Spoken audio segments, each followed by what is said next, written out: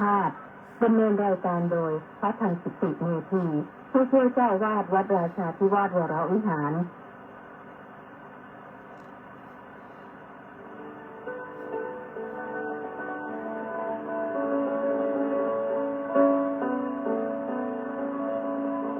ได้เวลามาฟังพุทธานุภาพเพื่อรับทราบพุทธธรรมคำสั่งสอนเสริมมงคลให้ชีวิตตอนหลับนอนแล้วพักผ่อนสุขสบายกายใจเทิน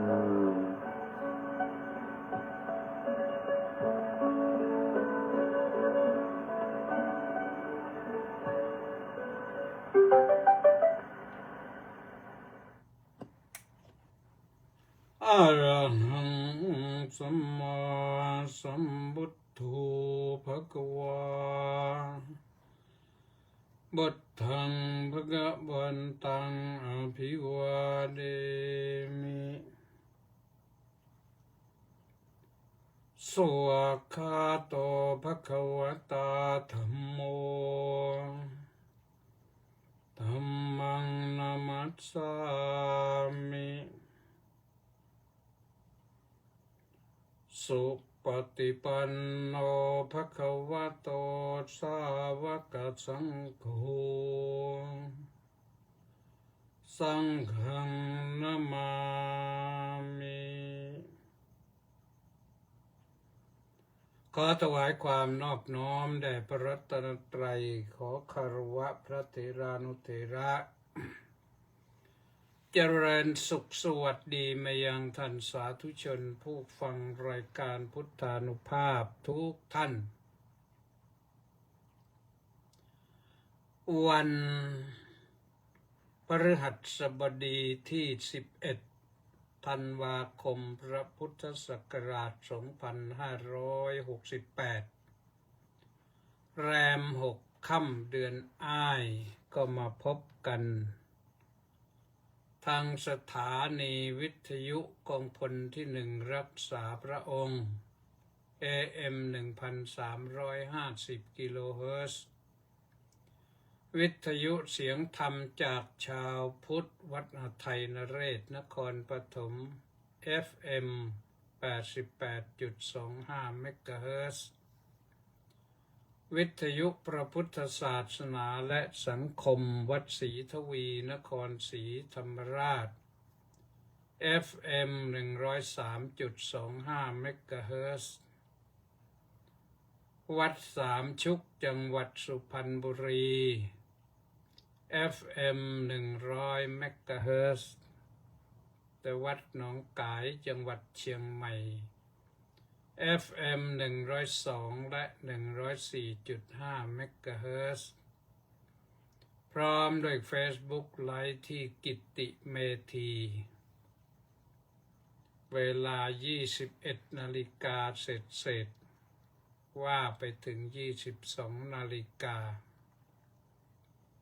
ก็พบกันวันจันทร์ถึงวันศุกร์ส่วนวันเสาร์อาทิตย์มาเฉพาะ Facebook ไลฟ์ที่กิตติเมธี3 ทุ่มถึง 3 ทุ่มครึ่งก็ติดตามชมกันได้ฟังกันได้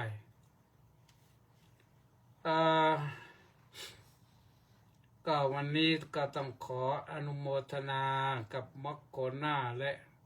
FC อีก655 คนออนไลน์เข้ามาตอนเปิดรายการแล้วก็อนุโมทนากับวิรุณคีรีรัตน์ร่วมกองบุญหนุนกองธรรมมา500 บาทร่วมมาเมื่อวานวันที่10ช่วงเวลา 13:08 น.โอนเข้ามาแต่เมื่อวานไม่ได้ตอบเนื่องจากว่าไปตะลอนอยู่ที่หาดใหญ่ บินไปแต่เช้าประมาณ8 โมงก็ไปถึง9 โมงเศษพอจบภาคบ่ายก็ไปแจกเครื่องอุปโภคบริโภคข้าวสารอาหารแห้งแก่ญาติโยมซึ่งนัดไปรวมตัวกันที่มหาวิทยาลัยมหามกุฏราชวิทยาลัยวิทยาเขตนครศรีธรรมราชแต่ศูนย์การศึกษาสงขลาตั้งอยู่ที่ถนนลพบุรีราเมศเส้นทางไปอำเภอเมืองจากหาดใหญ่ไปอำเภอเมืองสงขลาก็ที่นั่นก็ ประมาณญาติโยมประมาณ300 กว่าคนก็ของก็300 กว่าถุงแจกกันทั่วหน้าที่ไปก็นัดไปก็รับกันพร้อมหมดจากนั้นก็ย้ายไปสถานที่2ก็ไปที่วัดโคกเปี้ยววัดโคกเปี้ยวก็อยู่ตำบลเกาะยอก็เป็นสงขลานั่นแหละก็อยู่ในเกาะโดนน้ำท่วมมาหนักเหมือนกันแต่ที่นั่นมีสามเณรอีก100 กว่ารูปแล้วก็มีพระภิกษุอยู่ประมาณ20 รูปรวมเข้าแล้วนี่ประมาณ130 รูปไปแจกแล้วก็แจกญาติโยมด้วยแหละญาติโยมไปที่นั่นก็ประมาณสัก150 คนก็คนชาวเกาะนะไปในเกาะกันคือถึงไม่ถูกน้ำท่วมก็ไม่มีอะไรจะกินมันเป็นปัญหานะฐานที่3ก็ไปที่วัดดีหลวงนอกที่นั่นก็มีญาติโยมก็ประมาณ200 คนแจกญาติโยมพระสงฆ์ก็ไปร่วมกันด้วยไปช่วยงานไปช่วยเป็นกำลังใจก็เสร็จแล้วก็รีบไปอีกวัดหนึ่งไปที่วัดพระบาทวัดพระบาทนี่ดูเหมือนจะเป็นอำเภอจะนะจังหวัดสงขลานะอันนี้ไปถวายพระไม่มีโยมและค่ำเลยด้วยถวายพระก็ถวายพระก็ไม่ลำบากนะไม่ต้องแจกรายบุคคลรู้กันว่ามีใครบ้างก็ถวายกันไปแต่ก็พระก็ไปหลายรูปหลายอำเภออยู่3-4 อำเภอเทพาอำเภอจะนะอำเภออะไรเนี่ยก็ไปรับกันส่วนที่แรกที่มหาวิทยาลัยนั้นนอกจากจะถวายแจกแก่ญาติโยมแล้วก็ถวายพระจากจังหวัดพัทลุงด้วยแล้วก็จากปัตตานียะลานราธิวาสด้วยก็ท่านก็เอารถปิกอัพมารับกันก็แจกเสียก่อนช่วงเที่ยงวันเพื่อจะได้กลับสะดวกนะวันนี้ก็ไปปฏิบัติหน้าที่เมื่อวานไปนั่นไปใน2 สถานะหนึ่งก็เป็นเจ้าคณะภาคไปอีกสถานะหนึ่งก็ไปในนามของมหาวิทยาลัยมหามกุฏราชวิทยาลัยซึ่งเมื่อวานท่านอธิการบดีท่านเจ้าคุณพระธรรมวชิรจินดาภรณ์ก็ไปตลอด แล้วก็ไปทักทายทั้งพระทั้งโยมตลอดเช่นเดียวกันแล้วก็มีท่านรองอธิการบดี3-4 ท่านไปกันก็ไปเป็นกำลังใจญาติโยม นั่งรถไปก็ดูข้างทางไปโอ้โหโยมเอ้ยกว่าจะเก็บขยะได้หมดนี่น่าเห็นใจมันยังอีกมากเลยขยะไม่ใช่เป็นแบบเศษกระดาษเป็นถุงพลาสติกเป็นใบไม้นะเป็นขยะเป็นไม้สุงเป็นโต๊ะเป็นเก้าอี้เป็นอะไรเนี่ยก็เครื่องใช้ในบ้านในครัวนี่ที่ลอยออกมามันชำรุดทรุดโทรมใช้การไม่ได้ไม่รู้ว่าเป็นของใครตกของใครออกมาวางอยู่หน้าบ้านบ้างวางอยู่ในบ้านบ้างน้ำมันพามาหมดเกลี้ยงเลยอันนี้ก็น่าเห็นใจสำหรับผู้ที่ประสบภัยจริงๆนะเห็นแล้วก็น่าเห็นใจจริงๆท่านเหล่านั้นก็ต้องสู้นะสู้กันมานานแล้วก็อยู่สุขสบายมาบ้างทุกข์บ้างมาถึงวันนี้ก็ทุกข์มากกว่าสุขอะแต่ต้องอดทนต้องอดกลั้นต้องเป็นนักสู้ต่อไปดีที่ว่าคนไทยเรานี่ไม่แรงน้ำใจกันก็ไปแจกกันเรื่อยแหละ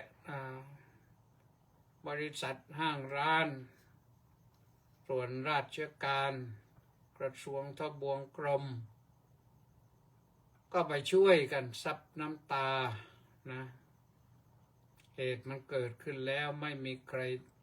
ปรารถนาจะให้เกิดแต่มันเกิดขึ้นชนิดที่ว่ามันไม่เคยเกิดแบบนี้ด้วยหลายท่านนั้น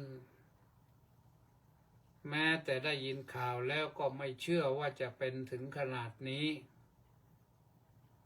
ก็เลยพลาดพลั้งไปนิดหนึ่งนิดเดียวเท่านั้นแต่ว่าไปกันมากเลยเสียหายกันมากเลย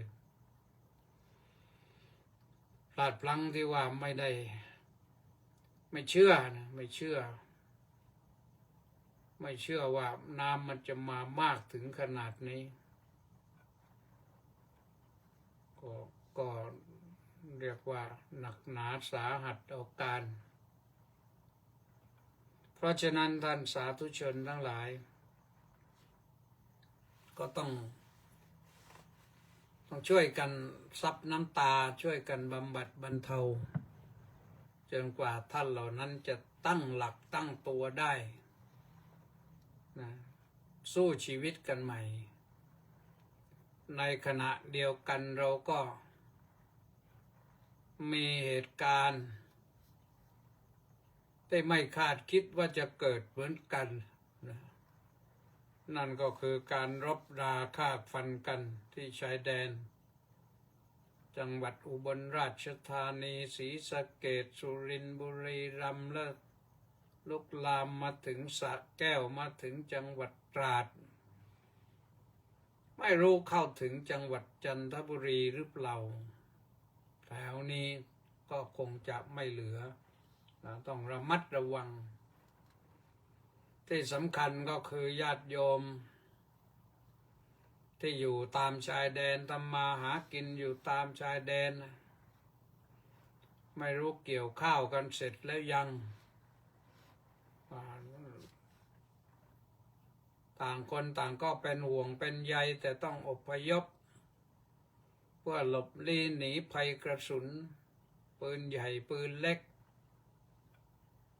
มันมาแล้วก็ไม่เข้าใครออกใครมันบึ้มบึ้มได้ยินแต่เสียงก็หวาดผวาแล้วเด็กก็ตกใจกลัวแล้วแต่อันนี้ก็ดีนะแต่ทางส่วนราชการทหารท่านก็แจ้งมาต้องรีบอพยพ อพยพหลบลี้หนีไปให้ไกลๆนี่ทีนี้ไกลกว่าเมื่อก่อนนะเนี่ยแล้วก็โดนระดมยิงมาเยอะมากเลยปืนไม่รู้กี่ชนิดนะอพยพไกลมากแล้วทุกคนเป็นจำนวนแสนอพยพจะไปกินอะไรกันอันนี้ก็ต้องช่วยกันอีกนะโยมช่วยกันอีกต้องช่วยกันอีกมันก็อันนี้มันเป็นหากระสุนมาตกท่วมทั้ง6 จังหวัด7 จังหวัดนี่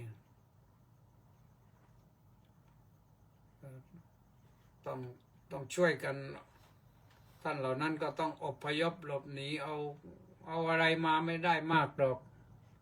เสื้อผ้าก็ไม่รู้จะได้มากี่ตัวแล้วไม่รู้จะมาอยู่กี่วันนานเข้าก็อยู่กันแออัดจอแจก็อึดอัดใจเหมือนกันนี่ชายแดนเนี่ยทราบข่าวว่ามีแต่ชุดชรบนะชรบก็คืออะไรล่ะก็ช่วยอะไรดูแลรักษาหมู่บ้าน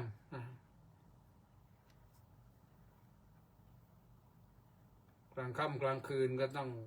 อยู่กันด้วยความหวาดเสียวนะแต่กลางค่ำกลางคืนนี่ถ้าเขายิงมาจากไกลๆนี่เห็นกระสุนมาก็พอหลบทันนะมันเป็นไฟมาเป็นดวงไฟมาก็พอหลบทันบ้างถ้ากลางวันเนี่ยมันมองไม่เห็นนะก็ยิงกลางวันเนี่ยเสี่ยงเพราะนั้นนี่ตอนนี้ทหารก็พลีชีพไปตั้ง7-8 นายแล้ว แล้วก็ญาติโยมก็ทิ้งบ้านทิ้งเรือนบางบ้านบางหลังก็ได้ทราบข่าวว่าโดนยิงพรุนเลย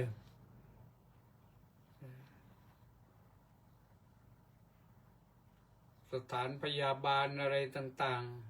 ๆก็ต้องทิ้งหมดร้านค้าร้านอะไรก็ต้องทิ้งหมด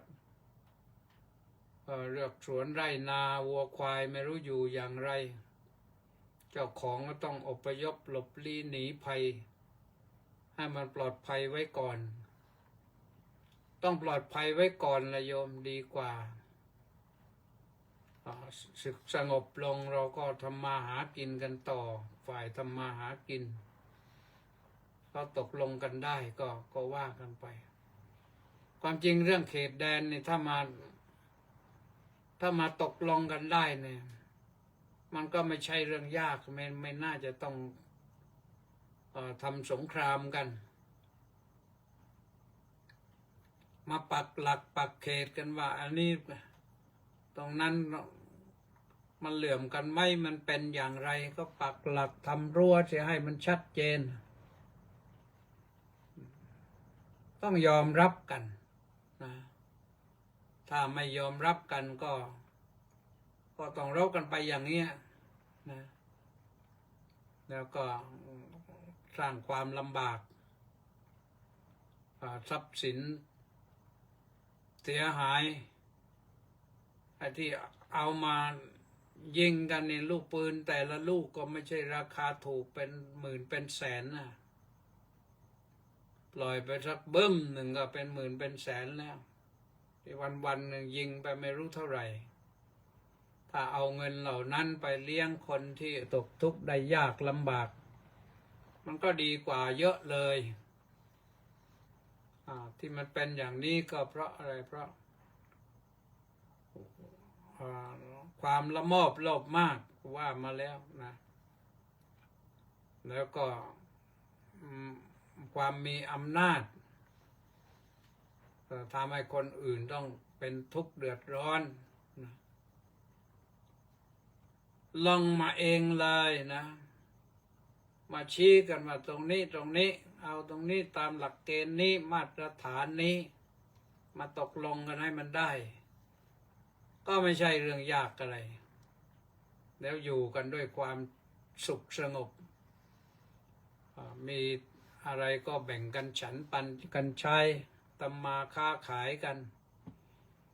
มันก็ดีกว่าเยอะเลยนี่ไม่เป็นอย่างนั้นนี่มันก็อยู่กันลำบากถึงแม้จะศึกสงบแล้วก็ถ้ายังไม่ไว้ใจกันก็มันก็อยู่ยากนะต้องอยู่ด้วยความไว้เนื้อเชื่อใจกันปักปันเขตแดนให้มันชัดเจนแล้วอย่ามารุกล้ำกันให้มันรักษาบ้านรักษาเมืองรักษาชีวิตคนให้อยู่กันอยู่เย็นเป็นสุขที่จริงแล้วชาวบ้านนะชายแดนทั้งสองประเทศเนี่ยก็คบหาสมาคมกันอยู่แลกเปลี่ยนกันถึง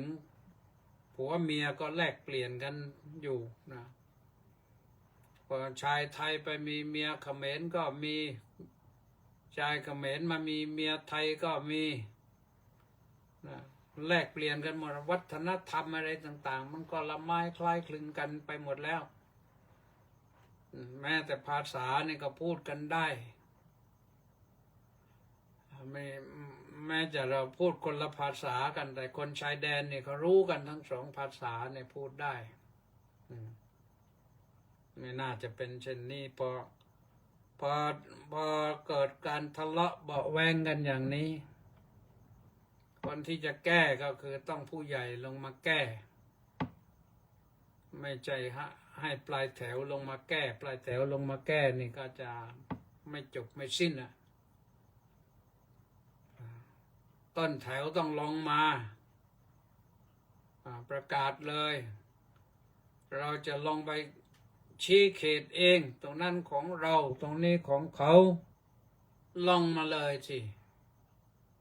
ถ้าจะห่วงอะไรใครจะไปทำอะไรถ้าได้อย่างนั้นนะเราก็จะอยู่กันสบายนะเหมือนกับบ้านนะบ้านอยู่ติดกันเนี่ยที่ดินมันติดกันเนี่ยย้ายที่ดินไม่ได้เมื่อย้ายที่ดินไม่ได้ก็อย่ารุกล้ำกันบ้านนี้มีเขตเท่านี้บ้านนอนมีเขตเท่านอนในที่สุดเขตมันก็มาชนเขตก็ทำรั้วเสียให้เสร็จเรียบร้อยมันก็อยู่สบายจะคบหาสมาคมกัน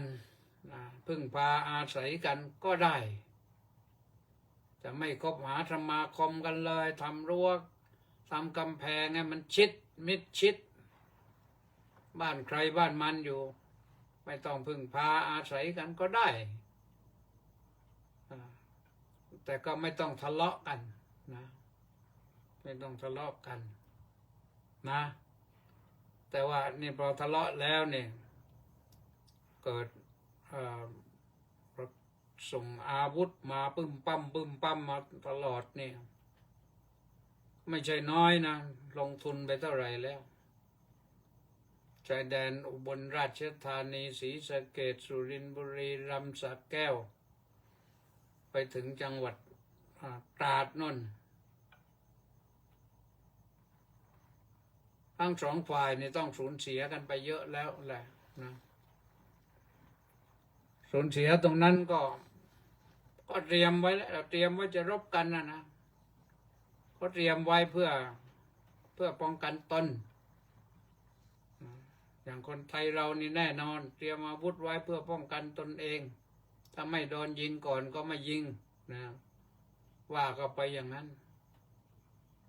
ทีนี้ถ้าลูกกระสุนมาโดนของเราก่อนเราก็ตายก่อนสงสารทหารนะทหารที่ไปอยู่ชายแดนเพราะฉะนั้นโยมเรื่องการบริจาคเรื่องแบ่งปันเรื่องบริจาคเรื่องความเสียสละเรื่องการให้นอกจากเราเสียสละแก่ผู้ประสบภัยพิบัติน้ำท่วมแล้วนี่ต้องเสียสละแก่ผู้ประสบภัยพิบัติที่มันเป็นสงครามด้วยนะ โดยเฉพาะอย่างยิ่งทหารที่ไปอยู่ชายแดนไปรักษาอธิปไตยของดินแดนรักษาเสรีภาพของดินแดนก็ไปอยู่ลำบากอยู่แล้วแหละนะแน่นอนอยู่ในป่าในเขาเราอยู่ข้างหลังก็ต้องช่วยกันในขณะเดียวกันผู้ที่อพยพหลบลี้หนีภัยเนี่ยจำนวนมันมากทหารนี่จำนวนไม่เท่าไหร่เป็นร้อยเป็นพันแต่ว่าผู้อพยพนี่เป็นแสนเนี่ยแต่ละจังหวัดก็ต้องรับภาระกันหนักอึ้งก็ต้องหาอะไรมาประทังชีวิตกันแหละต้องอยู่กันได้การอพยพอย่างนี้จะเอาอะไรติดตัวไปเราเรื่องอาหารก็คงไม่รู้ว่าได้ข้าวสารไปหุงหรือเปล่าได้ผักได้หญ้าไปทำกับข้าวหรือเปล่าได้ปลาแห้งไปทำหรือกับข้าวหรือเปล่าเงินทองก็ไม่ค่อยจะมี จะติดตัวไปเท่าไหร่ก็ไม่รู้อย่างนี้คนรวยคนจนก็ต้องอพยพหลบลี้หนีภัยหมดแหละนี่ได้ข่าวว่าเขามีอาวุธชนิดที่สอดแนมด้วยมีโดรนบินมาติดอาวุธมาด้วยติดอาวุธมาแล้วเป็นเลยไปหันกลับมาเห็นคนอยู่ในหลุมหลบลี้หนีภัยก็อาจจะหยอดระเบิดใส่ตุ้มไปนอนเฝ้าบังเกอร์อยู่เลยนะเพราะฉะนั้นก็ทุกท่านก็ต้องไม่ประมาทนะไม่ประมาทอย่าได้ประมาทนะความเรานี่ไม่จะว่าความวัวไม่ตันหายความควายก็มาแทรกก็ได้หาดใหญ่สงขลายังแก้ปัญหายังไม่ตกคือกำลังแก้อยู่แหละแต่มันไม่ใช่แก้น้ำท่วมมัน5 วัน6 วัน7 วันนี่ต้องแก้กันไปเป็นเดือนเป็นปีมันเรียกกลับมาไม่ได้มันสูญเสียหมดนะคนรวยคนจนก็กลายเป็นคนเสมอกันอยู่เบื้องหลังในร่วมกันบริจาคโยมบริจาคได้ทุกอย่างเมื่อวานนี้ไปเห็นคนที่ประสบภัยพิบัติน้ำท่วมนี่แม้แต่รองเท้านี่ก็ลอยน้ำหมดไม่รู้ไปติดอยู่ที่ไหนหมดมีโยมบริจาคถุงเท้ารองเท้าไปโอ้โหเป็นที่ถูกใจกันมากเลยได้รองเท้าไปประมาณเป็นพันคู่เมื่อวานเนี่ยนะเด็กบ้างผู้ใหญ่บ้างนะทีนี้ถ้าไปทางนี้ก็ต้องเป็นแสนคู่เลยนะก็ต้องหลายโรงงานต้องช่วยกันโรงงานก็ทำมาหากินร่ำรวยแล้วก็แบ่งปันบ้างนะโยมนะเรื่องข้าวสารแม้ว่าศรีสะเกษจะเป็นเมืองที่มีข้าวสารสวยข้าวดีนะข้าวหอมมะลิแต่ว่าถึงตอนนี้ก็ไม่รู้ว่าได้เก็บเกี่ยวกันแล้วยังเก็บเกี่ยวแล้วขายหมดแล้วยังส่วนที่จะบริจาคก็ได้สักเท่าไหร่ก็ข้าวสารกรุงเทพก็เยอะนะข้าวสารมากองอยู่กรุงเทพนี่เมื่อวานนี่เราก็เอาข้าวสารไปเป็น10 ตันนะที่ไปแจกเมื่อวานเนี่ยมาภาพเองก็รับบริจาคมา5 ตัน5 ตันก็ 5,000 กิโลจาก ที่ก็บริจาคผ่านมหาวิทยาลัยมหามกุฏราชวิทยาลัยก็เป็น5,000 ตันเหมือนกันนะเป็นหมื่นโลนะแล้วก็ยังมีที่ใส่ไปในถุงอีกเป็นถุงยางชีพมากกว่านั้นอีกนะรวมก็แล้วก็มากกว่า10,000 กิโลก็พอจะได้ประทังชีวิตกันบ้างนะทีนี้ในส่วนทางนี้นี่คนเป็นแสนนี่วันหนึ่งต้องใช้ข้าวสารเท่าไหร่ลองประเมินดูคนละสมมติคนละครึ่งลิตรนะ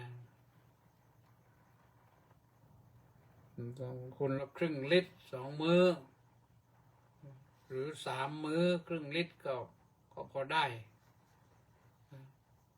แต่ว่าคนละครึ่งลิตรนี่ได้วันหนึ่งวันละครึ่งลิตรก็เท่ากับ50,000 โลแล้ว50,000 กิโลกรัมแล้วนะมันก็ไม่ใช่น้อยนะนอกจากนั้นก็ยังกินแต่ข้าวอย่างเดียวได้ใช่เมื่อไหร่นะมันต้องมีกับข้าวอีกปลาแห้งกุ้งแห้งอาหารแห้งที่เขาจำหน่ายกันอยู่ที่มีกันอยู่นะที่บริโภคได้กันอยู่ที่เป็นอาหารคนไทยเนี่ยก็ต้องช่วยกันเลยช่วยกันอย่าอาตมาก็ช่วยไปบ้างนะไม่มีถ้ามีก็พวกอะไรตอนนี้บริจาคหมดแล้วหรือหมดแล้วที่ห้องนี่ที่รับสังฆทานมาอะไรมาก็บริจาคไป2 รอบก็หมดเกลี้ยงนะนี่ก็ต้องว่ากันใหม่ก็บอกญาติบอกโยมนะโยมจัดได้ก็จัดเลยพาไปเลยใส่ปิกอัพไปก็ได้ใส่รถบรรทุกใหญ่6 ล้อไปก็ได้ไปรถบรรทุก10 ล้อไปก็ได้มันถ้ามันมากนะก็ว่ากันไปรถเจ้าของรถที่มีน้ำใจก็เยอะนะเจ้าของรถที่มีน้ำใจก็ถ้าไปช่วยอย่างนี้ฟรีเลยนะไปกลับค่าน้ำมันก็ไม่คิดนี่ต้องอนุโมทนานะอย่างที่อาจจะมาส่งของลงไปใต้นี่ไปช่วยชาวหาดใหญ่นี่ยอมก็จัดการให้ฟรีทั้งหมดเลยไม่ต้องจ่ายค่าน้ำมันไม่ต้องจ่ายอะไรโยมผู้ใจบุญใจกุศลน่าอนุโมทนาเป็นอย่างยิ่งนะทีนี้ผู้ประสบภัยนี่ถือว่าเราต้องช่วยภัยพิบัติเกิดขึ้นผู้ปฏิบัติหน้าที่ปกป้องคุ้มครองรักษาประเทศชาติและประชาชนเขาไปทำหน้าที่เราอยู่ข้างหลังก็ต้องช่วยปกป้องผู้เสียสละเพื่อความสุขความสงบความร่มเย็นของพี่น้องของไทยเนี่ยนี่ผู้ไปอยู่แนวหน้านี่ต้องเสียสละมากๆนะดูข่าวเห็นทหารที่บาดเจ็บบอกว่าผาหายผมจะต้องไปอีกจะไปอีกว่างั้นนี่คือผู้เสียสละน่าชื่นชมน้ำใจน่าชื่นชมน้ำใจมากๆนะเป็นการเสียสละเพื่อความสุขของปวงชนชาวไทยทีนี้ไปอย่างนั้นเราจะเสียสละเพื่อมีอุปการะผู้มีอุปการะคุณก็ได้นะอันนี้เป็นจำนวนน้อยเราก็ทำกันอยู่แล้วเป็นบุญเป็นกุศลเสียสละแก่ผู้ทรงศีลทำบุญตักบาตรนี่ก็คือเสียสละก็ถือว่าเป็นสิ่งที่ท่านทำดี นะเป็นบุญเป็นกุศลถ้าถามว่าเสียสละแก่ผู้ประสบภัยพิบัตินี่เป็นบุญไหมเป็นบุญเหมือนกันใจเราดีอยู่แล้วนะเสียสละเพื่อผู้ปฏิบัติหน้าที่ปกป้องคุ้มครองรักษาประเทศชาติเป็นบุญไหมเป็นผู้เสียสละเพื่อความสุขสงบเพื่อความร่มเย็นของประชาชนคนในชาติเป็นบุญไหมเป็นนะเป็นบุญทั้งหมดแหละถ้าเรามีจิตเสียสละนะก็จะเห็นว่าคำสอนของพระพุทธเจ้านั้นพระพุทธเจ้าเองไม่ทรงใช้คำว่าเสียสละแต่ใช้คำว่าเนกขัมมะแต่เบื้องต้นก็ทานแล้วทรงบำเพ็ญทานและบำเพ็ญเนกขัมมะเนกขัมมะก็คือเสียสละเหมือนกันนะเสียสละความสุขส่วนตนเพื่อส่วนรวมเสียสละชีวิตคฤหัสถ์ออกผนวดนั่นเป็นเสียสละอันยิ่งใหญ่นะในทศพิธราชธรรมผู้นำผู้เป็น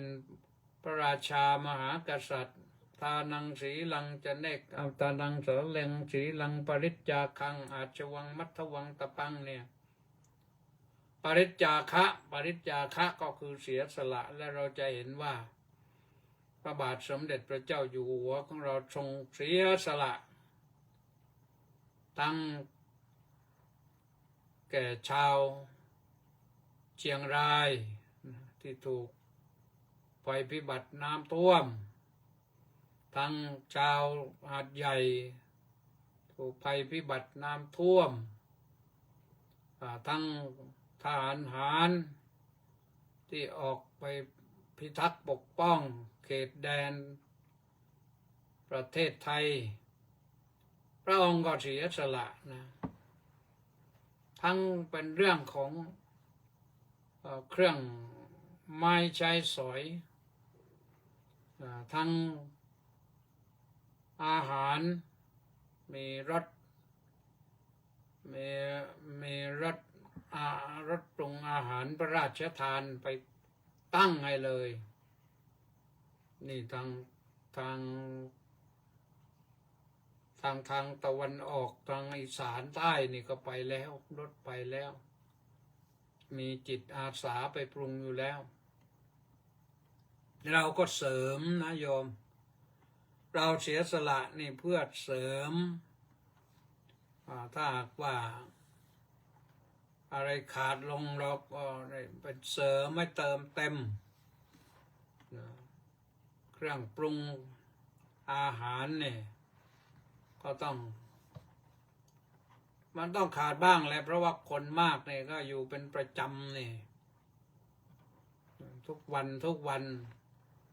แล้วก็มีถ้าไปจากหลายที่นี่มันก็เครื่องปรุงอาจจะแปลกไปการแปลกนั่นแหละดีคือทำให้คนที่อยู่ประจำที่ไม่รู้จะไปไหนจะไปทำอะไรเนี่ยอยู่ในเรียกว่าอยู่ในค่ายผู้อพยพนี่ก็ต้องเอาเข้าไปปรุงหมดแหละจะเป็นพวกอะไรที่คนไทยนิยมบริโภคกันเนี่ยมันก็ได้หมดนะเป็นอะไรแต่เป็นผักเป็นปลาสดปลาแห้งก็เอาไปเขาก็ปรุงได้เนี่ยปล่อยปรุงเขาก็ทำหน้าที่ปรุงเพื่อจะได้เป็นขวัญเป็นกำลังใจของท่านเหล่านั้นนะทีนี้การเสียสละการปริจจาคะการให้การแบ่งปันนี่เพื่ออะไรเพื่อความสุขเพื่อให้อยู่กันพอเป็นสุขพออยู่ได้ในหลักธรรมคำสอนนั้นพระพุทธเจ้าก็ตรัสไว้นะ คฤหัสถธรรมก็มีข้อหนึ่งนะใน4 ข้อข้อสุดท้ายก็คือจาคะ ต้องรู้จักเสียสละนะถ้าได้เสียสละมันก็ทำให้เราผู้เสียสละนี่ก็จะได้บุญได้กุศลแล้วก็ได้มิตรไมตรีขัดเกลาจิตใจของเราให้มันกิเลสมันเบาบางลงไปจากที่เกิดความละโมบโลภมากมานานไอ้นั่นก็จะเอาอันนี้ก็ของเราอันโน้นก็ของเราเนี่ยพระพุทธเจ้าให้รู้จักเสียสละนะผู้เสียสละนั่นคือผู้ที่เบากายเบาใจนะเสียสละสุดๆก็คือไม่ยึดมั่นถือมั่นเลยแต่เสียสละธรรมดาสำหรับชีวิตในโลกิยะวิสัยในชีวิตครองเรือนในชีวิตของคฤหัสถ์เป็นการแบ่งปันเพื่อ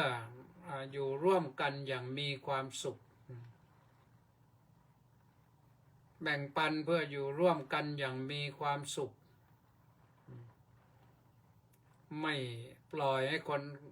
อื่นตกทุกข์ได้ยากแล้วเราจิตใจแห้งแล้งเหมือนกับอยู่ในฤดูแล้งการที่ทำตนให้เหมือนกับอยู่ในฤดูแล้งนะเราเจอภาคฤดูแล้งเราก็จะรู้สึกว่าแล้งนี่มันแห้งแล้งจริงๆต้นไม้ก็ใบแดงนะจะใบหล่นจะผลัดใบพืชพันธุ์ที่ปลูกไว้มันก็เริ่มจะเหี่ยวแห้งแม้แต่หญ้าที่ขึ้นในนาก็จะตายแม้แต่ดินก็จะแตกระแหงนะเพราะความแรงน้ำเป็นอย่างนั้นนะแล้วเราก็เป็นทุกข์เดือดร้อนนั่นแหละแต่แรงน้ำใจนี่มันร้ายกว่านั้นนะโยมแรงน้ำใจร้ายกว่านั้นมากทำให้เราคับแคบขาดมิตรนั่นแปลว่าผู้ไปกันได้ผู้มีน้ำใจให้แก่กันต้องมีมิตรมีความเอื้อเฟื้อมิตรร่วมสุขร่วมทุกข์กันได้มิตรให้ประโยชน์แก่กันมิตรมีอุปการะก็ต้องหามาอย่างนั้นนะเราต้องอยู่เพื่อความเป็นสุขกันเป็นสุขยิ้มแย้มแจ่มใสให้กันทั่วหน้าถ้าญาติโยมไปนำสิ่งของไปบริจาคแล้วเพื่อความอยู่รอดของเขาเหล่านั้นแล้วเดินไปเยี่ยมนะเดินไปเยี่ยมไปทักทายไปให้กำลังใจยิ่งดีนะก็เรียกว่าน้ำคำก็ไพเราะการไปเยี่ยมไปทักทายเนี่ยมันชื่นใจว่ามีคนต่างถิ่นไปเยี่ยมนี่มันชื่นใจแสดงออกถึงว่าเขามีน้ำใจเขามีน้ำใจอย่าขาดน้ำใจถ้าแรงน้ำใจแล้วเราก็จะอยู่กันไม่เป็นสุขหรอกนะขอให้มีน้ำใจกันเยอะๆนะโยมนะช่วยกันประคับประคองช่วยกันให้กำลังใจผู้ที่ประสบภาวะวิกฤตในชีวิตนะแล้วก็ช่วยกันแบ่งปันน้ำใจให้แก่ทหารผู้ปฏิบัติหน้าที่อยู่แนวหน้าตามชายแดนที่ต้องเอาชีวิตไปเสี่ยง ไม่รู้ว่าจะโดนอะไรเข้าเมื่อไหร่การได้การผ่านวิกฤตไปก็ดีแหละไม่ถูกทำร้ายมันก็ดีก็ภาวนากันด้วยนะภาวนาว่าจะให้ทหารคนใดคนหนึ่งต้องประสบกับภัยพิบัติอีกนะที่เป็นไปแล้วเราก็ไม่รู้จะช่วยอะไรได้นะมันเป็นไปแล้วก็ตั้งจิตอธิษฐานให้เขาไปสู่สุคติก็แล้วกันอยู่เป็นสุขในภพหน้าในความเสียสละของเขาส่วนที่อยู่ก็อย่าให้ประสบความเป็นเช่นนั้นอีกนะให้ปลอดภัยในที่ทุกสถานในการทุกเมื่อนะท่องคาถาได้ก็ดีท่องคาถาบ้างออกรบก็โอมเพียงก็ได้นะโอมนี่หมายถึงอรหังสัมมาสัมพุทโธ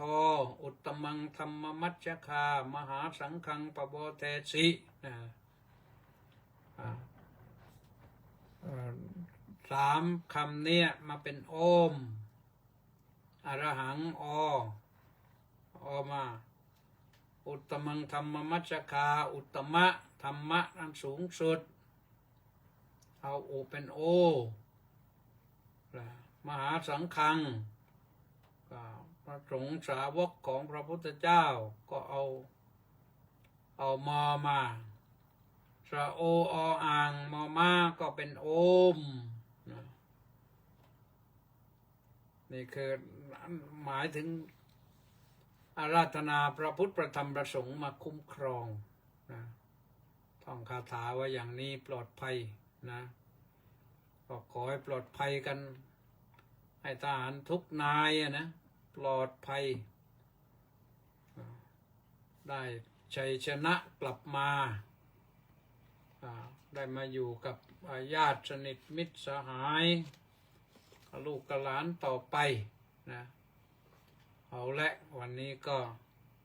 ว่ากันโดยเรื่องความเสียสละนะคือบริจาคะนะก็ว่ากันเท่านี้ก็ท่านสาธุชนทั้งหลายที่ติดตามสดับรับฟังแชร์บ้างนะกดไลค์กดแชร์กดติดตามแล้วถ้าหากว่าพร้อมก็จะร่วมกองบุญหนุนกองธรรมกับพระธรรมกิติเมธีก็ได้นะโอนปัจจัยเข้าไปที่บัญชีธนาคารกรุงไทยเลขที่บัญชี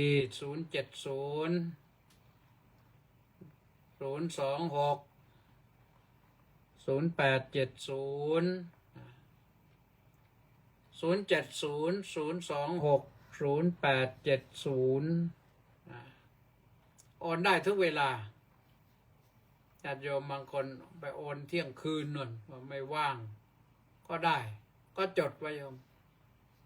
กรุงไทย0700260870เราก็จะร่วมกันให้ธรรมะเป็นทานให้ธรรมะเป็นทานในชนะการให้ทั้งปวงยอมก็เสียสละไม่มากหรอกนะแต่ว่าเท่าไรก็ได้จะคนละ100คนละ200 300 500มีทั้งนั้นแหละนะก็อนุโมทนาสาธุนะกับท่านที่ร่วมบุญร่วมกุศลมาแล้วในเดือนนี้นะในเดือนนี้ก็มีคุณโยมสุดาวันกาญจนรัตน์คุณโยมป้าผ่องจิตกาญจนรัตน์คุณโยมป้าวัฒนามาระคุณโยมป้าสุวรรณีวัฒนามาระ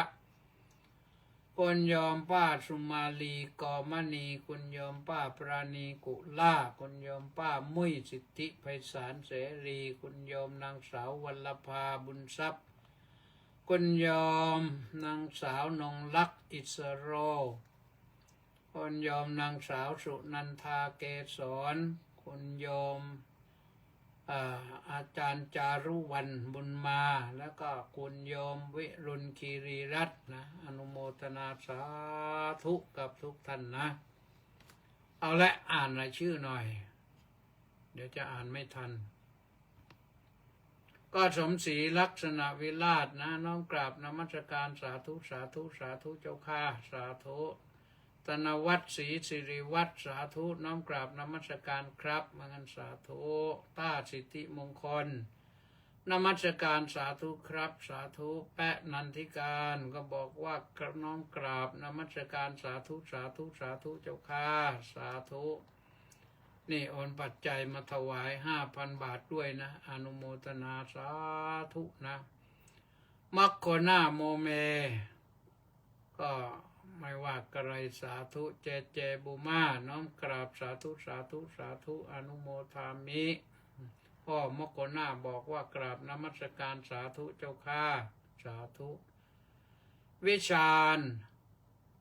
งามแก้วขออนุโมทนาสาธุครับมามณีแสงจันทร์น้อมกราบนมัสการสาธุสาธุสาธุเจ้าข้าสาธุ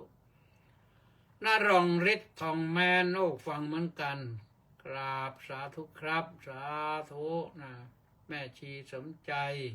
ด่านน้อยนะสาธุสาธุสาธุสาธุเจ้าข้าสาธุกำพลผู้มณีอ้อท่านสวกำพลสาธุนะปราจินบุรีโนนรังสรรค์ทองสร้อยบอกว่าน้อมกราบนมัสการถวายความเคารพพระเดชพระคุณท่านเจ้าคุณครับน้อมกราบสาธุสาธุสาธุครับสาธุชุดรักษาความปลอดภัยหมู่บ้านครับชรบนะกระพร้อมน้อมกราบนมัสการสาธุสาธุสาธุครับชุดเป็นชุดชอเฉลิมพงษ์กำแพงแก้วสาธุพระอาจารย์สาธุแล้วก็สุพรรณีวันดีก็ดีเจเสียงธรรมจากชาวพุทธนะสาธุอังเกิลน้อยสาครเย็นสาธุนะแล้วก็กันน้อยก็มีใครอีกก็ตอนนั้นแหละนะก็เกิดพอดีหมดเวลาพอดีก็ความสุขความสวัสดีความเจริญในธรรมของพระสัมมาสัมพุทธเจ้าจงบังเกิดมีแด่ทุกท่านพรุ่งนี้พบกันใหม่สวัสดี